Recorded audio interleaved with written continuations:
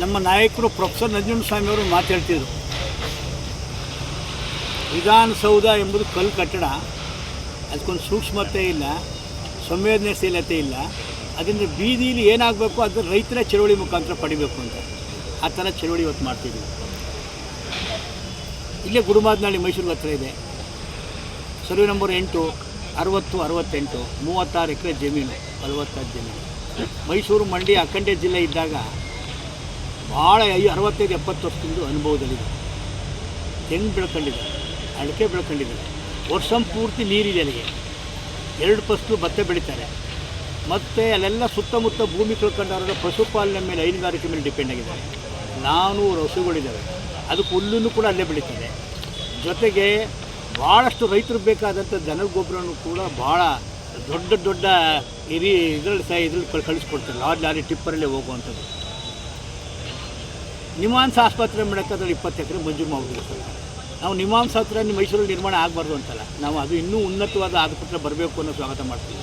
ಆದರೆ ಯಾವ ಜಾಗದಲ್ಲಿ ಆಗಬೇಕು ಅನ್ನಿಸ್ತೀವಿ, ಆ ಜಾಗ ಮೊದಲನೇದಾಗಿ ಸೂಕ್ತ ಅಲ್ಲ. ಎಲ್ಲಕ್ಕಿಂತ ಹೆಚ್ಚಾಗಿ ರೈತರ ಅನುಭವದಲ್ಲಿರೋ ಭೂಮಿ, ಸರ್ಕಾರಿ ಭೂಮಿ ಖಾಲಿ ಇರೋಂಥ ವಾಜಮಂಗಲದಲ್ಲಿದೆ. ಸಿನಿಮಾ ಸಿಟಿ ಇಮ್ಮಾವ್ ಗ್ರಾಮ ಸುತ್ತಮುತ್ತ ಇದೆ, ಅದೆಲ್ಲ ಒಣಗ್ಸತಿಗೆ ಬರುತ್ತೆ, ಅಲ್ಲೇ ಮಾಡ್ಬೋದಾಗಿದೆ.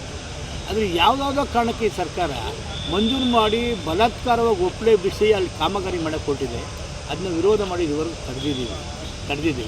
ಅದಕ್ಕೆ ಹೇಳಿದ್ರು ಜಿಲ್ಲಾಡಳಿತ ಅಲ್ಲಿ ಯಾವುದೇ ರೀತಿ ಬಲಾತ್ಕಾರವಾಗಿ ಸ್ವಾಧೀನನ ಪಡಿಸ್ಕೋಬಾರ್ದು, ಮತ್ತು ಆಸ್ಪತ್ರೆಯನ್ನು ಬೇರೆ ಕಡೆ ನಿರ್ಮಾಣ ಮಾಡೋಕ್ಕೆ ಸಜೆಸ್ಟ್ ಮಾಡಬೇಕು, ಮತ್ತು ಭೂಮಿಯನ್ನು ರೈತರಿಂದ ಕಸ್ಕೊಳ್ಳೋಕ್ಕೆ ನಾವು ಅವಕಾಶ ಕೊಡೋದಿಲ್ಲ.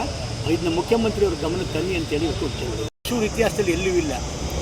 ನಾವು ಚಳವಳಿ ಮಾಡೋಕ್ಕೆ ಹೋದರೆ ನಾವು ಒಂದೊಂದು ಟೈಮಲ್ಲಿ ಬಾಯಿಲಿ ಹೇಳಿದ್ರು ಪರ್ಮಿಷನ್ ಕೊಟ್ಬಿಟ್ಟಿದ್ರು. ಈಗ ಒಂದು ಸುತ್ತು ಕೊಟ್ಬಿಟ್ಟಾರೆ, ಒಂದು ನೋಟಿಸ್ ಕೊಟ್ಬಿಟ್ಟಾರೆ, 1 ಗಂಟೆ ಅವಕಾಶ DC ಆಫೀಸ್ ಮುಂದೆ.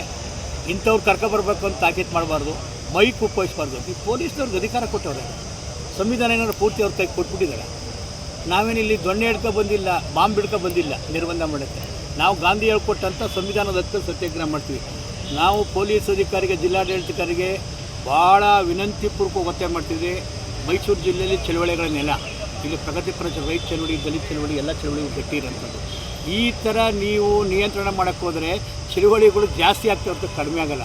ನಾವು ಇಲ್ಲಿ ಮಾಡಲ್ಲ, DC ಚೇಂಬರ್ ಮುಂದೆ ಹೋಗ್ತೀವಿ. ಆ ಥರ ಏನಾಗ್ತದೆ, DC ಚೇಂಬರ್ ಮೇಲೆ ಕೂತ್ಕೊಬಿಡ್ತೀವಿ ನಾವು. ಸ್ವತಂತ್ರನ ಅರಣ್ಯ ಮಾಡೋಕ್ಕೆ ಅವ್ರಿಗೆ ಯಾರಿಗೂ ಹಕ್ಕಿಲ್ಲ. ಈ ಥರದ ಮುಂದೆ ಇದನ್ನು ರಿಪೀಟ್ ಆಗಬಾರ್ದು. ರಿಪೀಟ್ ಆಗೋದಾದರೆ ಅದು ದೊಡ್ಡ ಒಂದು ಚಳವಳಿಯನ್ನು ಮಾಡ್ತೀವಿ. ಇದು ಮುಖ್ಯಮಂತ್ರಿಗಳ ಜಿಲ್ಲೆ, ಮುಖ್ಯಮಂತ್ರಿಗಳು ಚಳವಳಿಗಳಿಂದ ಬೆಳೆದು ಹೋಗಿರೋ, ಅದು ವಿಶೇಷವಾಗಿ ರೈತ ಚಳವಳಿಯಿಂದ. ನೀವು ಅವ್ರಿಗೂ ಕೂಡ ಅಪಮಾನ ಮಾಡ್ತೀರಿ ಅಂತ ಮುಖ್ಯಮಂತ್ರಿಗಳ ಗಮನಕ್ಕೂ ನಾವು ತರ್ತೀವಿ.